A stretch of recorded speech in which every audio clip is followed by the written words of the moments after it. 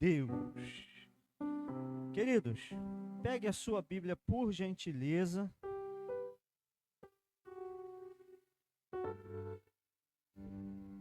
Pegue sua Bíblia por gentileza e abra comigo no segundo livro do profeta Samuel. Gente, eu gostei desse negócio aqui de todo mundo ficar de frente para cá, assim. Ah, ficou muito legal, né? Fabiana, firme. André falou que não foi ideia dele, não. Segundo livro do profeta Samuel, queridos. Capítulo de número 6. Capítulo de número 6. Versículo de número 11. 2 versículos, 11 e 12. Segundo livro do profeta Samuel.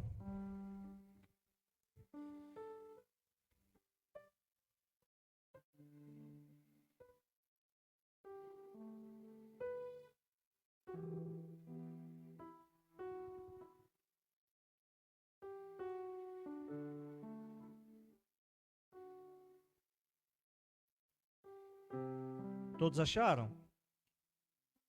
Amém? Vamos devagar, então. Segundo livro do profeta Samuel. É o segundo. Capítulo 6, versículos 11 e 12. Amém? Então vamos lá.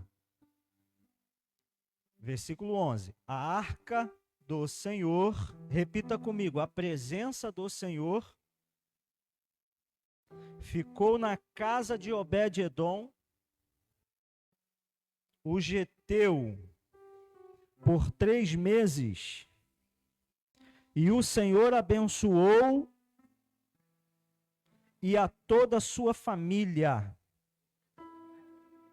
Agora olha o 12. E disseram ao rei Davi, o Senhor tem abençoado a família de Obed-edom e tudo o que ele possui por causa da arca de Deus, ou da presença de Deus. Então Davi, com grande festa, foi à casa de Obed-edom e ordenou que levassem a arca do Senhor para a casa, a cidade de Davi. Amém? E você podeis assentar, por favor. Vamos meditar aqui sobre esse episódio. É um texto que eu gosto muito de ler, uma história que eu gosto muito de assistir quando posso.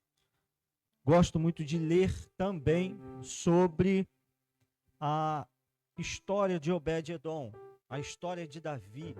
Quando Davi ele assume todo o reino de Israel por completo como rei. Deus ele coloca no coração de Davi um desejo de trazer para Israel a arca que havia sido levada pelos filisteus. O livro do profeta Samuel, capítulo de número 1 em diante, o primeiro livro, você tem a narrativa do início da monarquia. O final do período dos juízes, pelas mãos do profeta Samuel e também juiz Samuel, que herda, assume a autoridade para julgar Israel das mãos de Eli. Todos nós conhecemos a história do profeta Eli, como os seus filhos viviam na casa do Senhor, no tabernáculo, e como o profeta Eli, o sacerdote Eli, não corrigia os seus filhos conforme a lei de Deus. E ali Deus rasga a linhagem do sacerdote Eli e transfere o sacerdócio para Samuel. Samuel vem crescendo de criança, aprende a trabalhar na casa do Senhor e Deus coloca nas mãos dele todo Israel, para julgar Israel. É então nesse período que o povo deseja agora a monarquia, porque até então o governo de Israel era teocrático. Israel vivia uma teocracia, Deus, cracia, governo, governo de Deus, através dos líderes que ele constituía sobre a nação, para julgar a nação politicamente, para julgar a nação espiritualmente e para ensinar também, junto com os sacerdotes, a lei de Deus. Agora o povo deseja um rei para si. Então, o governo deixa de ser teocrático e passa a ser monocrático. Agora passa a existir a monarquia. E é complicado porque quando a gente rejeita o governo de Deus, sabe, as coisas não caminham tão bem. Então aqui a gente já tem uma lição histórica. Nunca rejeite o governo de Deus na sua vida. Sempre queira o governo de Deus para a sua vida, porque isso te fará bem, você viverá bem. Apesar de Israel ter um rei, por permissão de Deus, o profeta Samuel, o sacerdote Samuel, o juiz Samuel, o último dos juízes, prefere ser governado por Deus. Prefere ser governado por Deus. Então não rejeite nunca o governo de Deus sobre a sua vida. No mínimo detalhe, não deixe que o seu emocional e que o seu psicológico roubem o governo de Deus na sua vida. Porque o dia que isso acontecer, queridos, você está fadado a um fracasso. E talvez um fracasso de morte, seja ela espiritual ou física, não importa. Mas quando Deus ele tem o governo da nossa vida, o Espírito Santo nos guia e nós seguimos para o alvo, pelo prêmio da soberana vocação de Cristo Jesus até aquele grande dia. Por quê? Porque estamos governados pelo Espírito de Deus. Louvado seja o nome do Senhor. Então não rejeite. Queridos, o que acontece aqui é algo interessante, porque Deus designou a Moisés para construir a arca, que a Bíblia chama de Arca da Aliança, um concerto espiritual de Deus com o povo. Nós falamos aqui na quinta-feira sobre o Espírito Santo. Olha a relação do Espírito Santo no Antigo Testamento com o seu povo. Nós falamos da relação no Novo Testamento. O que o Espírito Santo faz no tempo da graça. O que ele é hoje, suas características, pelo menos algumas delas. Deus institui para Moisés a ordem de construir esse caixote de uma madeira específica, com ouro por fora, a imagem de 2 querubins, que, segundo a Bíblia Sagrada, um dos significados desse querubim era para guardar a presença de Deus ali. E o Espírito do Senhor descia naquela arca, naquele caixote, para então, lá dentro do tabernáculo, Moisés, o sumo sacerdote, ou Arão, ou os possíveis futuros sumos sacerdotes. Nós temos, por exemplo, Zacarias. Quando Zacarias entra no templo, lembra em Lucas que chegou a ordem do seu sacerdócio para oferecer o sacrifício e para entrar no Santo dos Santos para trazer a resposta para o povo. Ele não trouxe a resposta para o povo. Ele recebeu de Deus a profecia de que João Batista nasceria.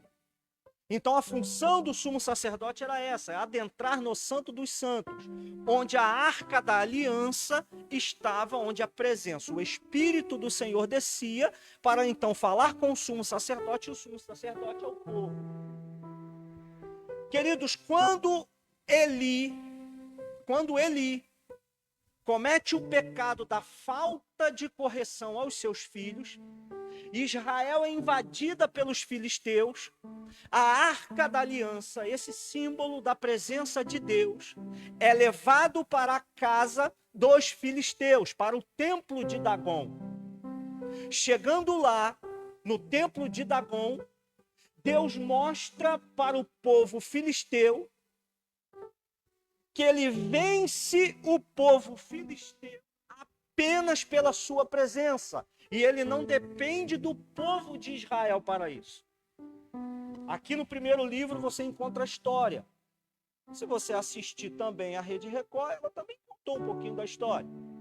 Então todos nós conhecemos o pano de fundo.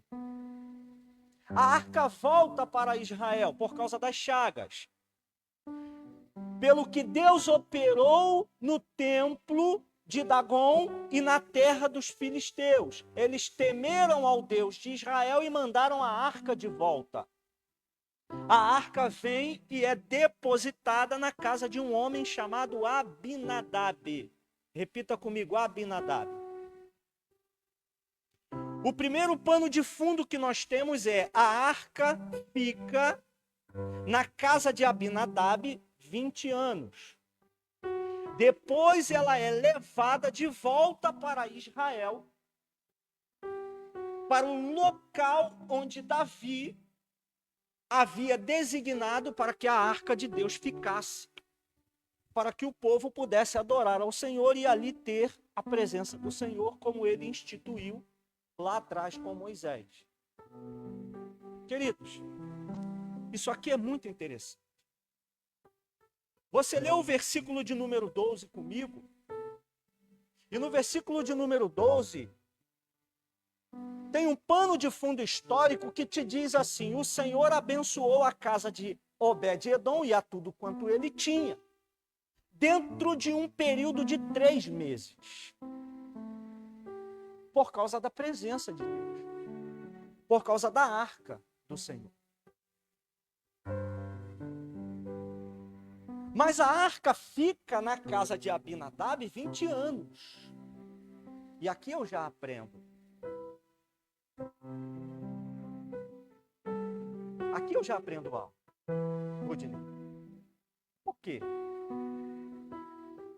Faço parte, Abinadab, faço parte do povo de Israel, tenho comigo o símbolo, mas não tenho a bênção.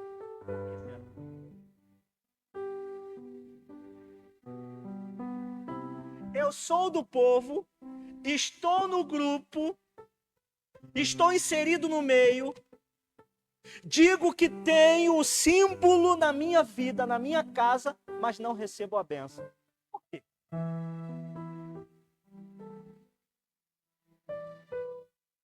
Se você fizer um cálculo rápido, básico, Atos dos Apóstolos, quando Estevão está contando a história do seu povo, já prestes a ser apedrejado, que ele está pregando para falar sobre Cristo, ele vai dar o pano de fundo da nação.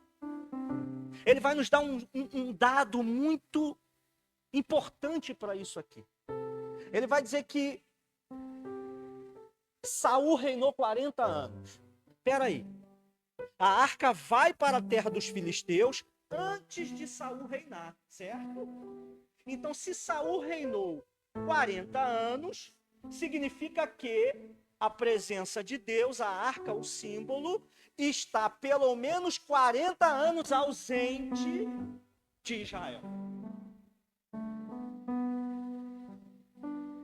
Mais um outro texto, se não me falha a memória, em 1 Crônicas, me diz que a arca fica na casa de Abinadab 20 anos. Então espera aí. Eu tenho 40 mais 20. São 60 anos. 60 anos a arca, a presença, o símbolo da presença está ausente de Israel. Eu faço uma pergunta. Como pode um povo viver tanto tempo ausente da presença de Deus? Será que tem explicação para isso? Será que tem explicação para a vida daquela pessoa, sabe, que você olha, que já cantou, que já pregou, que já louvou, que já sapateou, que já pulou, que já fez de tudo que você possa imaginar, estando inserido no corpo de Cristo, na igreja, nos cultos, nas festas, sabe, nas comemorações, está tanto tempo longe da presença do Senhor? Esses dias eu passei por uma rua e vi uma moça. Por ética, eu não vou citar o nome da pessoa. Um copo de cerveja na mão. Aquilo, sabe, doeu meu coração. Aquilo doeu meu coração. Porque o tanto que eu já vi aquela moça orar de joelhos, sabe, glorificar ao Senhor, falar com o Senhor, clamar ao Senhor, crer no Senhor Jesus. E hoje, aquilo doeu meu coração. E eu fico me perguntando, como pode? Será que isso é possível? Vivermos como se a presença do Espírito Santo não fosse notável. Isso aqui é o mais difícil. Não notar a presença do Espírito Santo é uma coisa. Agora, viver como se ela não fosse notável é outra completamente diferente. Por quê? É como se eu estivesse ignorando ele. Eu sei que ele existe, eu sei que ele está presente, eu sei que ele está comigo, eu sei que ele caminha comigo. Nós lemos na quinta-feira, estará convosco, estará em vós, como João disse, as palavras de Cristo. Mas eu vivo como se ele não fosse notável, sabe? É como se fosse o meu sapato que eu calcei, foi, sujou, depois eu coloco. É como se fosse uma cadeira, um banco, só serviu para eu usar, só serviu para eu utilizar. Quando eu olho para o texto, para o pano de fundo do que acabamos de ler aqui, queridos, eu vejo um Israel dessa forma. Quando em muitas as batalhas, a arca iria na frente do exército e o exército vencendo batalhas. E agora eu tenho um Israel que luta as guerras de Deus, porém a presença dele não é notada, sabe? A presença dele passa despercebida. Só que Deus é magnífico, Deus é especialista, querido. Ele, sabe, ultrapassa o nosso pensamento, milhares e milhares a anos-luz à nossa frente. Os meus pensamentos não são os vossos pensamentos. É o que Deus diz. Eu sei o que eu penso de vós. Eu sei o que eu penso de vós. Tem gente que diz assim, os sonhos de Deus não sonha, querido. Quem sonha é ser humano. Deus planeja. Jó disse bem sei eu que tudo o Senhor sabe, e nenhum dos teus planos. Deus planeja. Deus outorga autoridade para que os planos dele se cumpram. E tudo aquilo que ele planejou vai se cumprir. Por que vai se cumprir? Porque ele é perfeito. Aleluia. Ele é perfeito, ele é sábio. Quem vive na sua direção, vive o cumprimento dos seus planos. Tiago, não tem nada dando certo. É aí que está o plano de Deus. Porque se tudo caminha certinho, sabe? Nos mínimos caminha certinho. O Espírito do Senhor é como se não fosse notável. Mas quando a chapa começa a esquentar, quando as coisas começam a dar errado, e você olha para Deus e diz, eu estou exatamente onde o Senhor queria. É exatamente aí, porque é aí que você vai me ver, é aí que você vai me conhecer. É exatamente no meio desse fogo aí que você vai me conhecer. Agora olha para esse pano de fundo de Israel. Lá no deserto, o perigo está vindo atrás. À frente tem o mar. Mas o Senhor está no meio do povo, guiando o povo de noite com uma coluna de fogo e guiando o povo durante o dia com uma coluna de nuvem. O que o Senhor está dizendo aqui? Não importa o perigo, eu sempre estarei no meio do meu povo através da minha presença. Aleluia. Louvado seja o nome do Senhor. Quem tinha, queridos, que, sabe? Quem tinha aqui que perceber isso logo assim era Davi. Por que Davi? Porque Deus caminhou no meio do seu povo na batalha através de Davi. Pela vida do menino. O perigo está lá. Será que eu sou algum cachorro? Será que eu sou algum cão? Vão me deixar gritando aqui? Não tem nenhum aí do exército que possa pelejar contra mim? Ou possa lutar comigo? E aí chega o menino. Chega o menino. Carregando a presença de Deus. Porque é assim, quem carrega a presença de Deus, onde chega, causa um reboliço. Tá tudo errado. Mas quem traz a presença de Deus começa a encaixar o quebra-cabeça. Começa a fazer o quebra-cabeça encaixar, sabe? Assim, ó. Começa a fazer o quebra-cabeça encaixar. Por quê? Porque a presença de Deus está ali. Aí o menino olha para o perigo, olha para o camarada lá, olha para o povo, vem cá. Quem é esse Golias? Foi isso que ele disse? Quem é esse camarada aí? Foi isso que ele disse?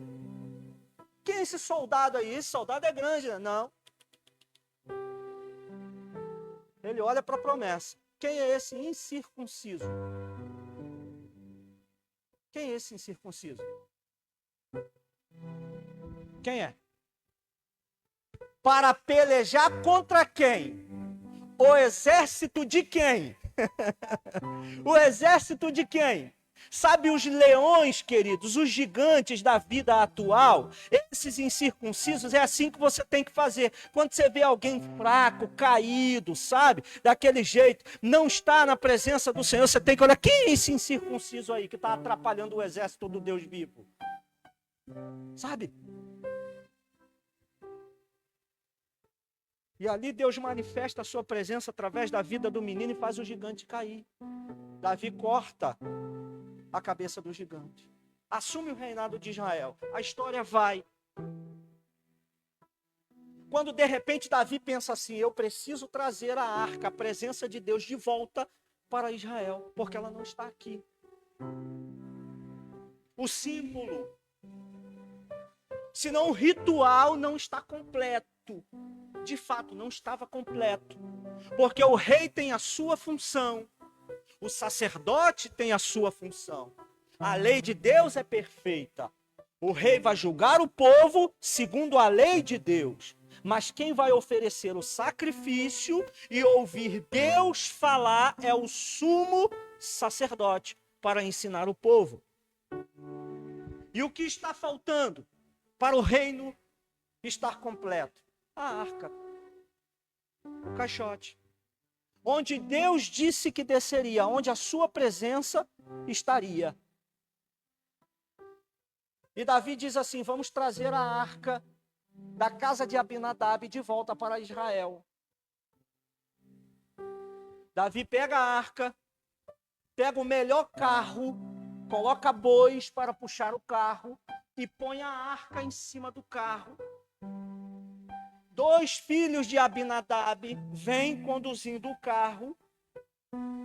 A história conta que quando o carro passa uma das rodas e em cima de uma pedra, o carro balança, a arca vai cair. Aí Uzá coloca a mão para proteger a arca e o Senhor recolhe a vida de Uzá. Para dar uma lição a Davi e para nos dar uma lição. Para dar uma lição a Davi, fica para você como dever de casa. Quando você lê, você vai descobrir. Agora, para nos dar uma lição. Porque eu fiz questão de dizer para você que a arca fica 20 anos na casa de Abinadab? Porque Uzá morre? Tenta fazer associação.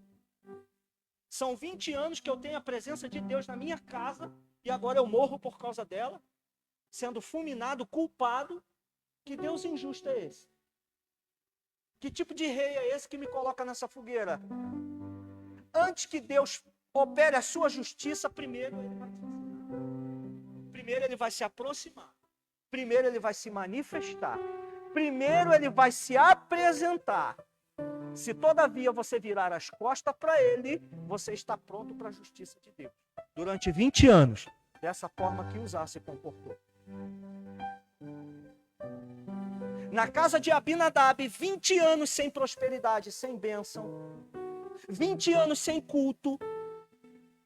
20 anos sem nada relacionado à presença de Deus em sua casa. Por quê? Não basta só ter, querido. Eu preciso dar valor. Não basta só dizer que eu sou do meio. Eu preciso dar valor àquilo que eu digo que eu creio. Eu preciso ser fiel àquilo que eu creio. Eu preciso dar testemunho daquilo que eu creio. Para que a bênção de Deus me siga. Os sinais seguirão aos que... Então eu não tenho que fazer sinais. Um erro grotesco do mundo pentecostal sobre os sinais da parte de Deus. Eu não estendo as mãos para operar milagres. Eu estendo as mãos para clamar a ajuda do nome do meu Senhor e Salvador Jesus Cristo, porque é no nome dele e os sinais me seguirão por causa do nome dele na minha vida. Porque eu dou valor. Porque eu dou valor a isso. Então, quando você dá valor à presença do Senhor, à presença do Espírito Santo de Deus na sua vida, à presença dessa pessoa magnífica, nós falamos aqui na quinta-feira, o conselheiro, quando você dá valor aos conselhos dele, sabe, o amigo, ele fala, quando você procura ouvir a sua voz, os sinais seguirão aos que creem. Eu não digo para Deus, faça agora porque eu quero, não. Eu digo, Senhor, senão segundo a tua vontade, os sinais seguirão aos que creem. Esse é o pano de fundo, queridos. Eu chego aqui na vida de Obed-Edom. As bênçãos de Deus, queridos, é tão interessante e tão linda que, sabe, quando Deus começa a abençoar alguém, o povo fica sabendo. É difícil esconder a bênção de Deus por muito tempo. Você pode até, sabe, tentar guardar ela contigo, ali com carinho, mas não dá. A bênção de Deus ela é tão grande, tão grande, tão grande, que quando ela vem na vida daquele que dá valor, daquele que vive para a sua palavra, as bênçãos de Deus são tão explosivas na vida dele, que não dá para segurar, não dá para trancafiar dentro de 4 paredes. Olha, Davi, Deus abençoou a casa de Obed-Edom. Por causa de quem? Por causa de quem? Nós lemos aqui, versículo 12. Por que Deus abençoou a casa de Obed-Edom? Deus abençoou a casa de Obed-Edom porque Obed-Edom era o cara. Deus abençoou a casa de Obed-Edom, que Obed-Edom se vestia bonitinho. Porque Obed-Edom, não, Deus abençoou a casa de Obed-Edom, porque ele era o mais top de todos. Deus abençoou a casa de Obed-Edom, porque era o mais... Não, Deus abençoou a casa de Obed-Edom, por quê? Por causa da sua presença. A presença de Deus era manifesta na casa de Obed-Edom, na vida de Obed-Edom, na família de Obed-Edom, no lar de Obed-Edom. Não se falava de outra coisa dentro daquela casa a não ser a presença de Deus. Por isso, tudo que ele colocava a mão prosperava. Por isso que tudo que ele colocava a mão dava certo. Por isso que tudo que ele fazia, Deus prosperava. Os seus negócios, o seu plantio, tudo, Deus prosperava. Tudo Deus prosperava. Quando eu li isso aqui, queridos, eu disse para Deus, eu quero essa bênção na minha vida. Eu quero essa bênção na minha vida. Você quer essa bênção na sua vida? Amém? Amém ou não? Amém? Senhor, eu quero a bênção de Obed-Edom. Não é assim que a gente fala? Amém. Eu só quero mais 5 minutos da tua atenção, querido, porque eu não vou pregar sobre isso. Só fiz esse arrodeio todo, só para fazer você dormir. Que eu quero pregar para você, querido, rápido, em 5 minutos. Mostrar para você que Obed-Edom não estava dando valor a um caixote. Na vida e na casa de Obed-Edom, O que valia era o que tinha dentro do caixote. Sabe o que tinha dentro do caixote? Eu vou mostrar para você. Segundo livro dos Reis, capítulo de número 8, versículo de número 9.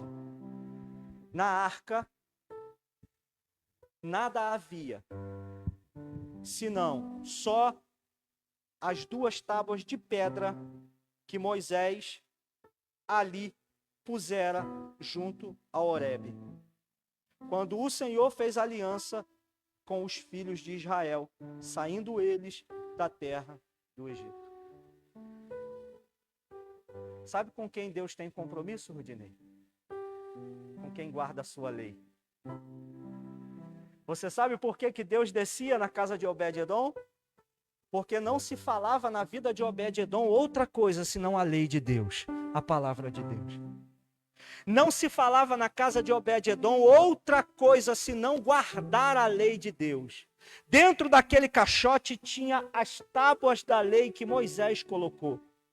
Dentro daquele caixote tinha: não matarás, não furtarás, não roubarás, não farás para ti imagens de escultura, não servirás a outros deuses, não cobiçarás a mulher ou a casa do teu próximo. A lei de Deus, que resume toda a vida do ser humano, estava dentro daquele caixote. E Deus tem compromisso com a sua palavra. Ele desce onde a casa mantém em ordem a sua palavra. Se a sua casa não se fala em outra coisa a não ser na lei de Deus, na sua família, na sua vida, se prepare, porque Deus vai te abençoar.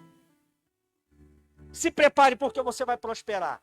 Se prepare, porque Deus tem compromisso com a sua palavra. E aquele que honra a sua palavra, aquele que guarda a sua palavra, aquele que diz: eu guardei a sua palavra no meu coração para eu não pecar contra ti, esse será abençoado por Deus para todo sempre, porque ali habita a sua palavra. Aleluia! Eu não tenho outro prazer a não ser na lei de Deus na minha vida. Olha, Josué medita nessa lei de dia e de noite, para que tenha cuidado de ti. Guarda essa lei no teu coração, medita, coma. Para quê? Para ser abençoado por Deus, para vencer batalhas, para saltar muralhas, para ver muralhas caírem, para ver o gigante cair, para que Deus se manifeste em conformidade com a sua palavra. Deus não vai se manifestar em conformidade com o meu decreto, porque o meu decreto não presta para nada. Deus não vai se manifestar em conformidade com o meu sentimento. Ele mesmo disse de que tudo que tem que guardar, guarde o seu coração, porque dele procedem as saídas da vida. Então não é o meu sentimento que vai fazer Deus se manifestar. Deus não vai se manifestar por causa do meu psicológico. Ele mesmo disse: pensai nas coisas que são do alto. Traga à memória aquilo que te dá esperança. Então não é o meu psicológico que vai fazer Deus se manifestar, mas Deus se manifestará na minha vida quando eu disser: não tenho outro bem a não ser a tua palavra. Ele vai se manifestar. Ele vai trazer a bênção da casa de Obed-edom. E não precisa de muito tempo não, querido. Precisa não, porque o tempo não está ao nosso favor. Quem disse isso? Sai, foge disso aí. O tempo não está a seu favor, não. Você vai morrer e o tempo vai continuar. Porque não está ao seu favor. O tempo te mata. Te mata de raiva. Te mata de cansaço. De ranço. Sabe? De negatividade. O tempo faz isso. Por quê? Porque você pensa nele. Agora, quando você esquecer do tempo e começar a olhar para o dono do tempo, aquele que vive fora do tempo, o eterno, aquele que controla o tempo, aquele que diz assim: 1000 anos para mim é como um, e um dia como 1000. Quando você começar a olhar para ele, o que ele vai fazer? Usar o tempo ao seu favor. As coisas vão começar a se encaixar no seu devido lugar, no seu eterno tempo. E aí você vai viver. E aí você vai pensar positivo. Você vai deixar de pensar negativo. Você vai começar a olhar para a palavra. Você vai olhar para a vida de Obed-edom e vai dizer, não, Deus não foi legalzinho com Obed-edom só porque gostou dele. Não. Você vai enxergar em Obed-edom um sinal de aprendizado para os dias de hoje. Que sinal é esse? Ele deu valor à palavra de Deus, ao símbolo, aquilo que estava ali, aquilo que era representado ali. Por isso a bênção desceu na sua casa. Eu sei que é difícil, querido. A gente está, sabe, num cenário do século XXI misto.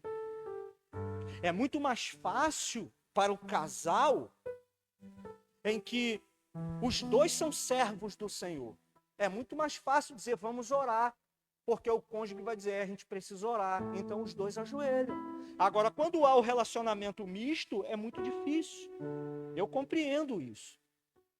Só que o apóstolo Paulo falou a respeito do casamento, ele disse assim, a esposa serva de Deus santifica.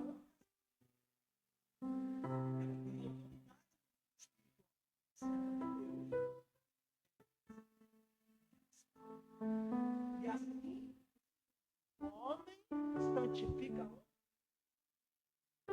Então, aquele que traz consigo a presença de Deus por causa da sua palavra tem autoridade no mundo espiritual. Para quê? Para pedir ao Senhor o milagre em seu nome, conforme a sua vontade. É o que o apóstolo Paulo ensina. Então, o que falta para nós? Compreendermos isso, que temos que ter posição diante da sua palavra, diante da palavra do Senhor. Pararmos com os mimimis da vida, sabe? Qualquer coisinha, mas também não. Abraçarmos a palavra do Senhor, ajoelharmos e dizermos assim, Senhor, eu estou na tua presença, eu honro a tua palavra. Cristo achou lindo quando o jovem rico disse, eu guardo os teus mandamentos desde criança. Ele falou, perfeito, eu te conheço.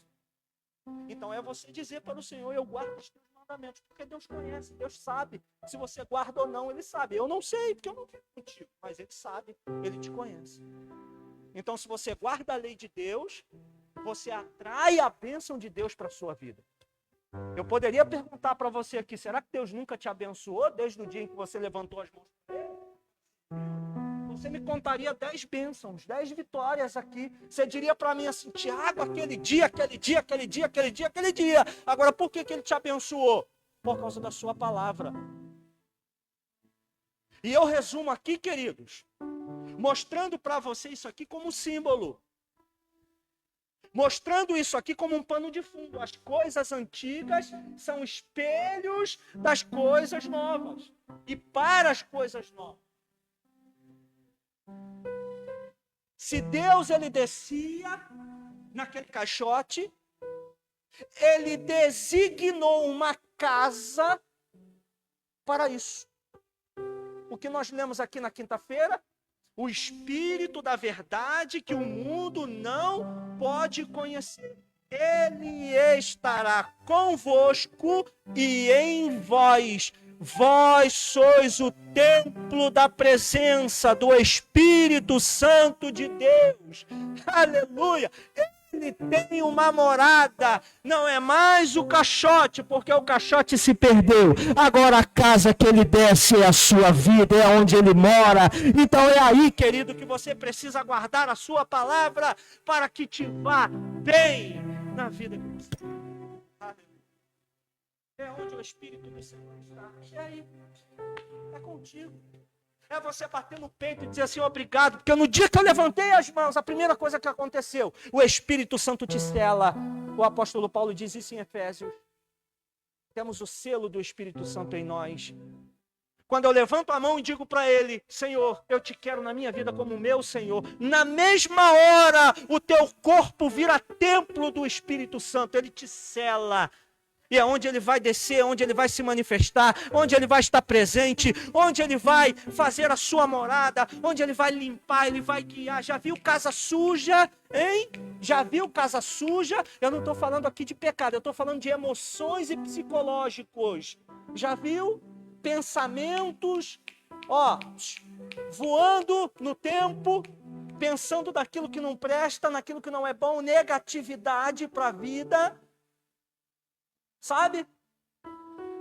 Tem pessoas que não pecam na prática, não entregam o seu corpo ao pecado, mas você senta para conversar em negatividade o tempo todo, é psicológico deturpado, sabe? Só pensa naquilo que é negativo. Você conseguiria viver numa casa assim? Seja sincero comigo, querido. Você conseguiria viver numa casa assim? Particularmente eu não. Agora, será que o Espírito do Senhor consegue morar num templo assim? Consegue viver e ter espaço? A física me ensina que 2 corpos não ocupam o mesmo lugar no espaço. Então, se tem espaço para mim, não tem espaço para ele. Agora, quando eu dou espaço da casa dele para ele, as coisas começam a fluir de forma diferente. O que é negativo passa a ser positivo. E eu começo a ver as bênçãos de Deus conforme a sua palavra. Eu começo a ver as bênçãos do Senhor conforme a sua palavra. Conforme aquilo pela qual ele tem autoridade. Ele tem relação, que é a sua palavra. Louvado seja o nome do Senhor. Então, o que fica para nós nessa noite, queridos? O que fica para nós aqui? Para nós seguirmos. Para nós, sabe, acordarmos pela manhã, se o Senhor nos permitir, e enfrentarmos o nosso dia a dia. O que fica para nós? Não existe nada mais importante para o ser humano do que a verdade, que é a sua palavra. É por causa dela que eu serei abençoado. É por causa dela que tu serás abençoado. É por causa dela que eu receberei as bênçãos de Deus sobre a minha vida. E é por causa dela que os planos de Deus irão se cumprir na sua vida. Basta você acreditar que Deus tem compromisso com quem tem compromisso com a sua palavra. Obed-Edom abraçou a causa por causa da palavra de Deus. E o Senhor o abençoou. Não demorou muito tempo e começaram a dizer, foi abençoado, foi abençoado. Olha o testemunho, foi abençoado, foi abençoado. Por quê? Por causa da sua palavra. Aleluia. Deus não vai ter compromisso com nada que não seja a sua palavra. O que é mais importante para você? Eu deixo para você refletir. O que é mais importante para você?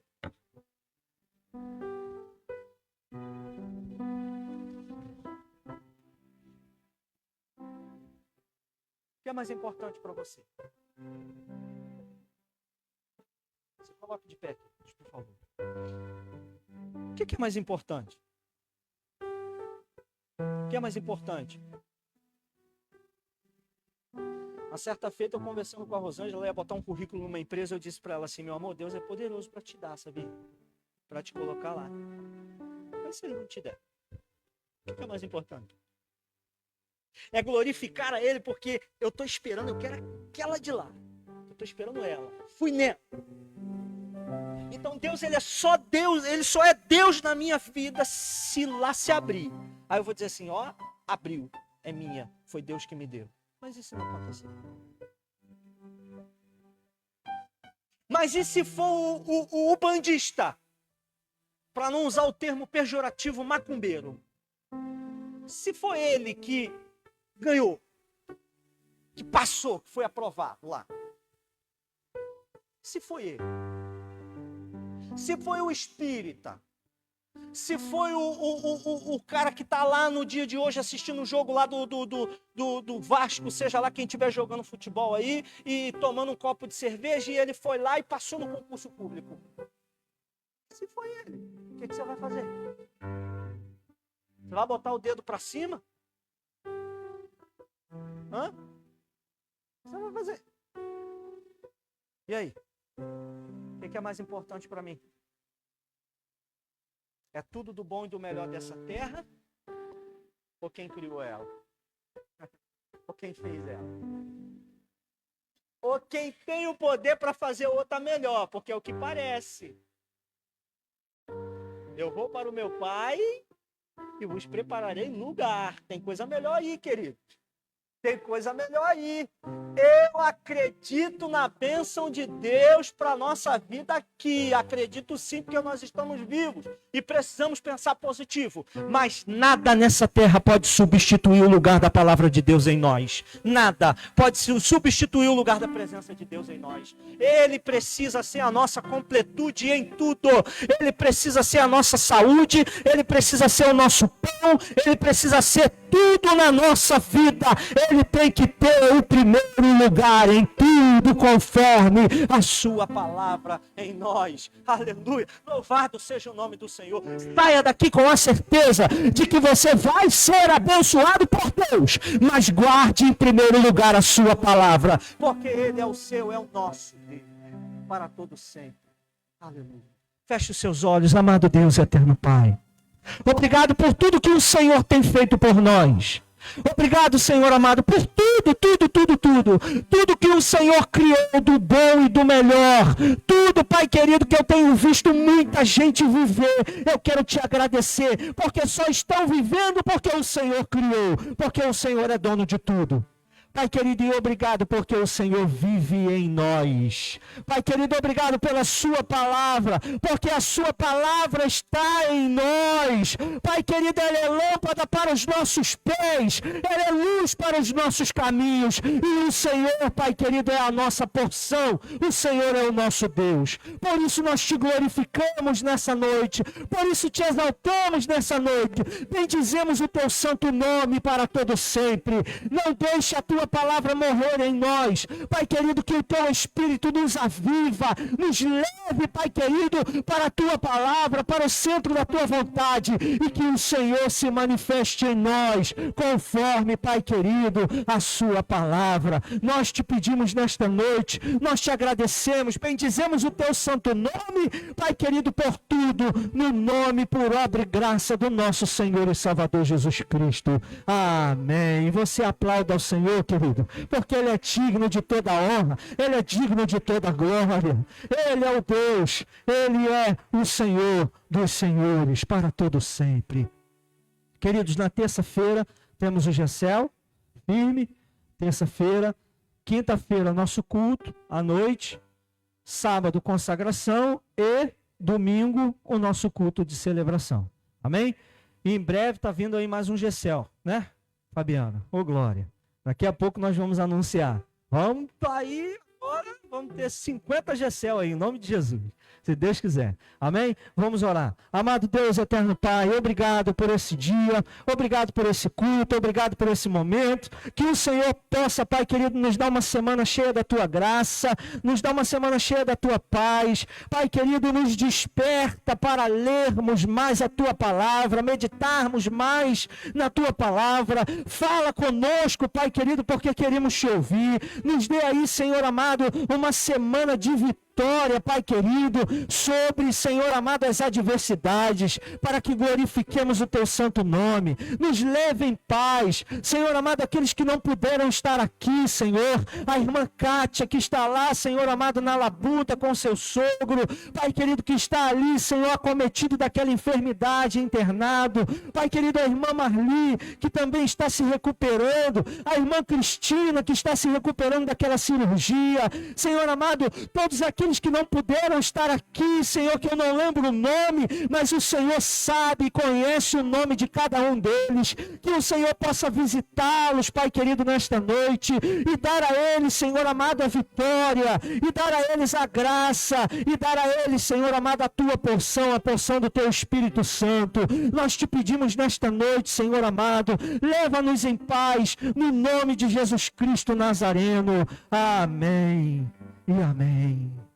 Que o amor de Deus, a graça de nosso Senhor e Salvador Jesus Cristo, as doces consolações do seu Santo Espírito, seja com todos aqueles que aguardam a sua vinda, não só hoje, mas para todo sempre. Amém. Vai em paz, queridos, no nome de Jesus.